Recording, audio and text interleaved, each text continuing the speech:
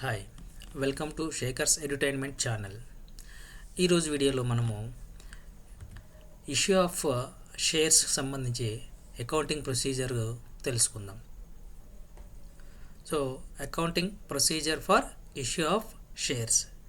So మనము shares issue చేసినప్పుడు దానికి సంబంధించినటువంటి లేదా ఆ ఇష్యూకి సంబంధించినటువంటి అకౌంటింగ్ని ఏ విధంగా చేద్దామో ఈ వీడియోలో మనము చూద్దాం. ముందుగా ఈ షేర్స్ అంటే ఏంటి, షేర్స్ని మనము ఎలా ఇష్యూ చేస్తాము, సో దానికి సంబంధించి చూసినామనుకో, shares can be issued at par value, premium value and discount value.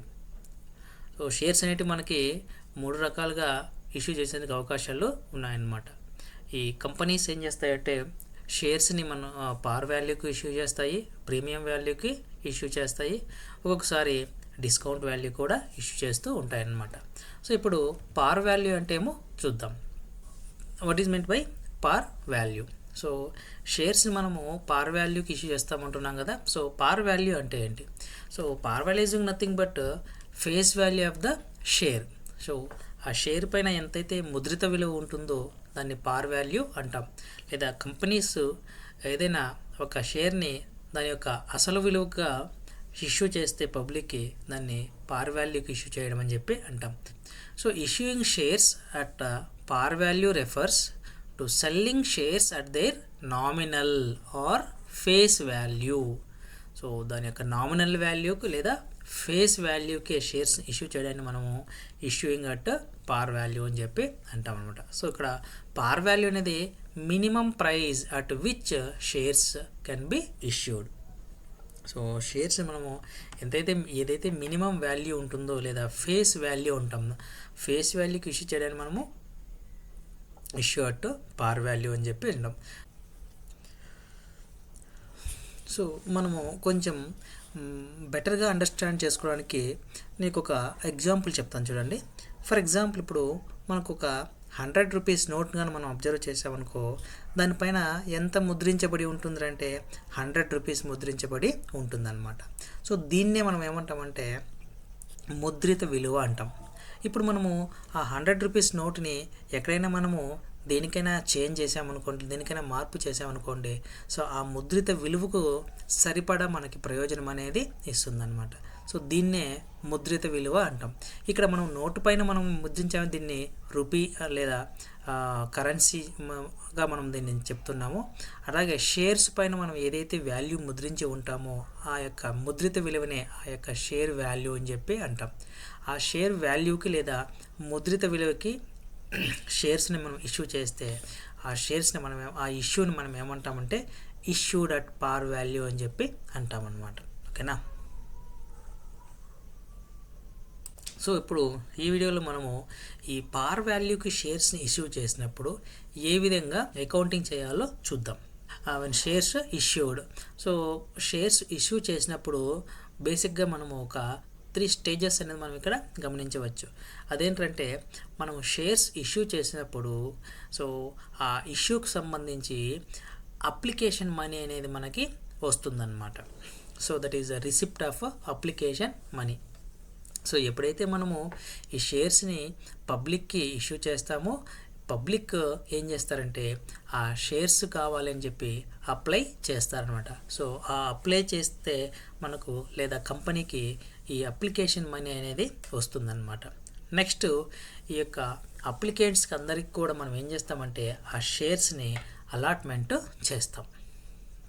So ఎవరెవరైతే షేర్స్ కోసం అప్లై చేసుకున్నారో సో వాళ్ళందరికీ కూడా మనం ఏం చేస్తామంటే ఆ షేర్స్ని అలాట్ చేస్తాం.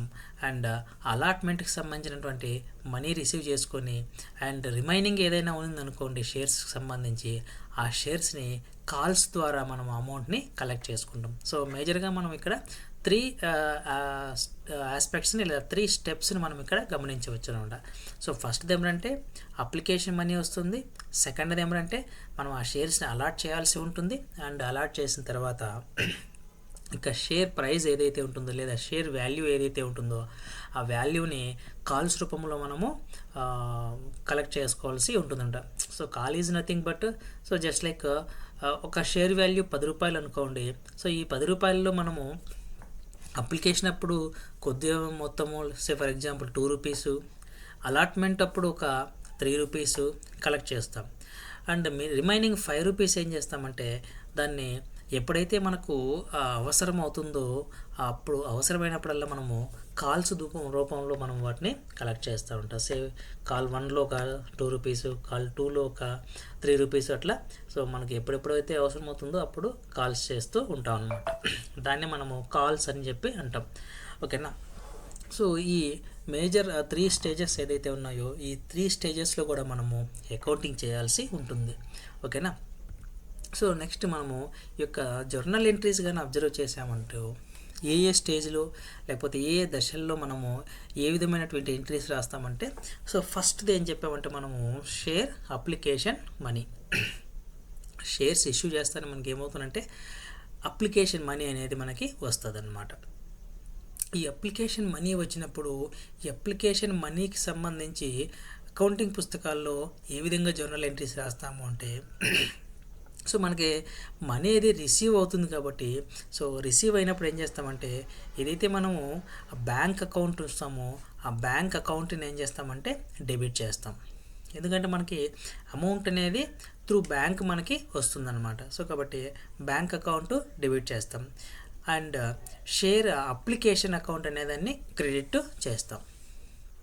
ఎందుకంటే సో ఈ షేర్ అప్లికేషన్ అనేది అంటే ఇది రిప్రజెంటేటివ్ అకౌంట్ అనమాట. సో మనకి ఎవరైతే అప్లికెంట్స్ ఉంటారో, షేర్స్ కోసం అప్లై చేసుకుని ఉంటారో వీళ్ళందరూ కలిసి మనకి అప్లికేషన్ మనీని ఇస్తారు కాబట్టి వాళ్ళందరికీ రిప్రజెంటేషన్ కింద మనము ఈ యొక్క అప్లికేషన్ అకౌంట్ అనేది ఒక టెంపరీ అకౌంట్ అనేది మనము క్రియేట్ చేసుకుని ఆ అకౌంట్కి ట్రాన్స్ఫర్ చేస్తాం అనమాట.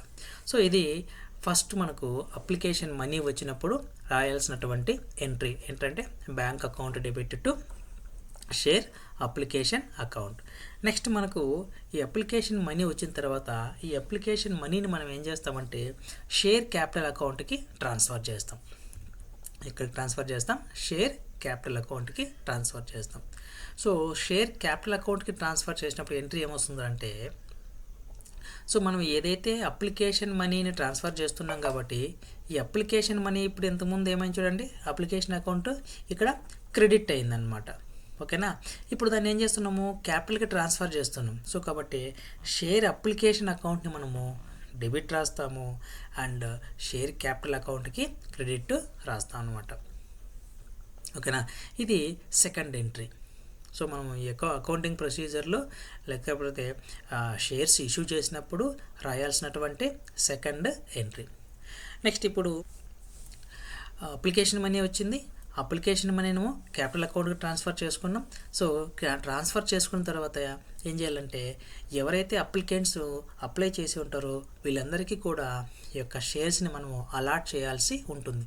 సో ఎప్పుడైతే మనం షేర్స్ని అలాట్ చేస్తామో ఈ యొక్క అలాట్మెంట్ మనీ అనేది డ్యూ ఉంటుంది, రావాల్సి ఉంటుంది. ఈ డ్యూకి మనము ఎంట్రీ రాయాల్సి ఉంటుందన్నమాట.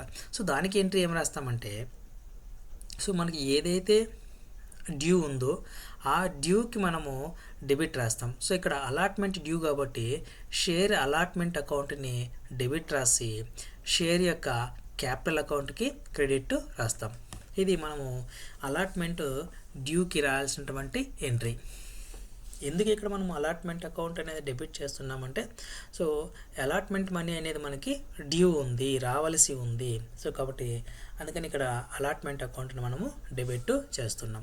అండ్ ఇది షేర్ క్యాపిటల్కి సంబంధించినటువంటి అమౌంట్ కాబట్టి క్యాపిటల్ అకౌంట్కి క్రెడిట్ రాస్తున్నాం. సో ఇక్కడ అలాట్ చేసిన తర్వాత మనం ఏం చేస్తామంటే ఆ అలాట్మెంట్ మనీని మనము పే చేయమని అప్లికెంట్స్కి అడుగుతాం. సో అప్పుడు మనకి ఈ యొక్క అలాట్మెంట్ మనీ అనేది రిసీవ్ అవుతుంది. సో యాజ్ యూజువల్ రిసిప్ట్ అయినప్పుడు మళ్ళీ మనకి బ్యాంక్ అకౌంట్ అనేది డెబిట్ రాస్తాము. ఆటోమేటిక్గా ఈ యొక్క అలాట్మెంట్ అకౌంట్ అనేది ఏదైతే ఉంటుందో ఆ అకౌంట్కి మనము క్రెడిట్ రాస్తాం.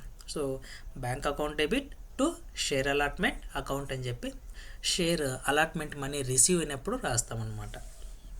ఇది 4వ ఎంట్రీ.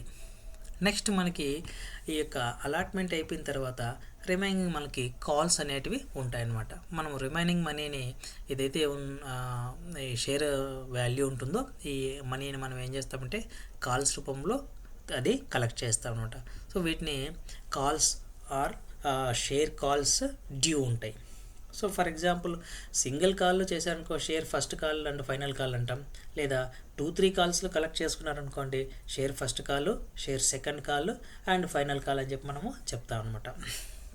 సో ఈ యొక్క కాల్స్కి కూడా మనము ఏదైతే డ్యూ ఉంటుందో ఆ డ్యూకి మనం ఎంట్రీ రాయాల్సి ఉంటుంది. సో దీనికి ఎంట్రీ ఏం రాస్తామంటే, సో యాజువల్గా ఇప్పుడు అలాట్మెంట్ అప్పుడు ఏదైతే ఎంట్రీ రాసామో సేమ్ అలాగే ఈ కాల్స్కి కూడా మనం ఎంట్రీ రాయాల్సి ఉంటుంది.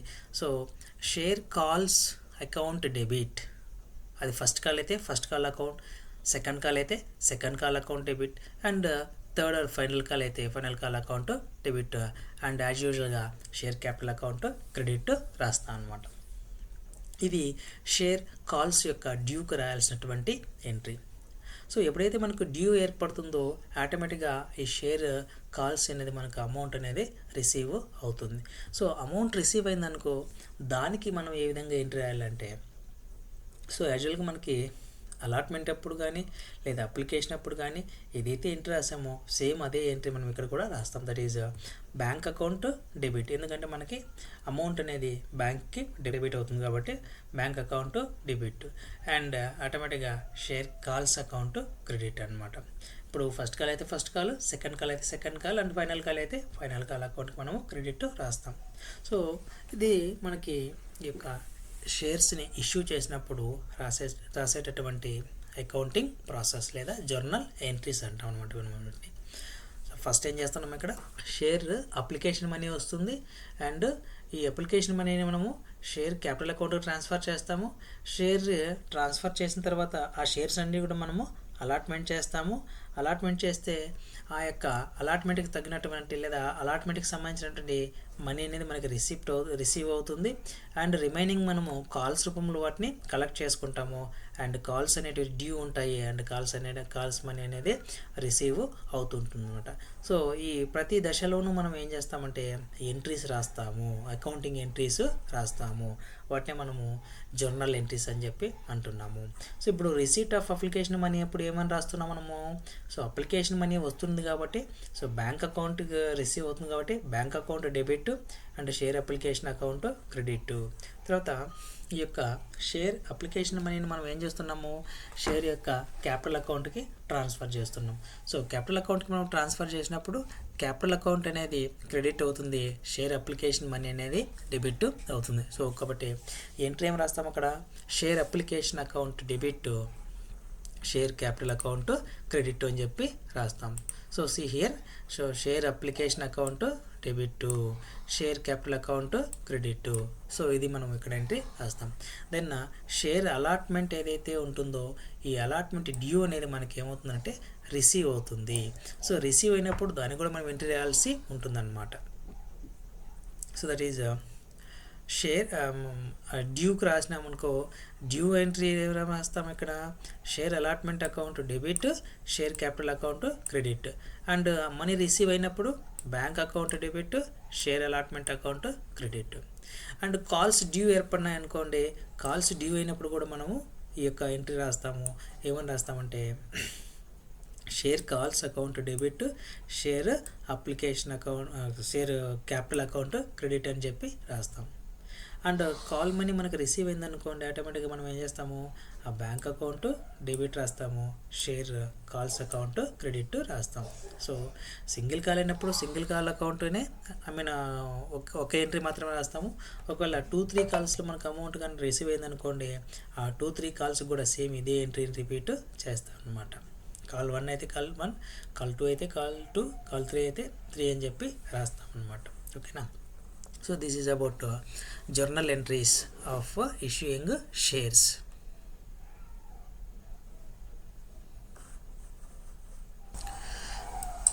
Thanks for watching. ఇంతవరకు నా ఛానల్ ఎవరు సబ్స్క్రైబ్ చేయకుండా ఉంటే దయచేసి ఛానల్ని సబ్స్క్రైబ్ చేయండి. ఈ వీడియో కానీ నచ్చి ఉంటే వీడియోని లైక్ చేసి మీ ఫ్రెండ్స్కి అందరికీ కూడా షేర్ చేయండి. వీలైతే కామెంట్స్ కూడా చేయండి. Thank you. Thanks for watching.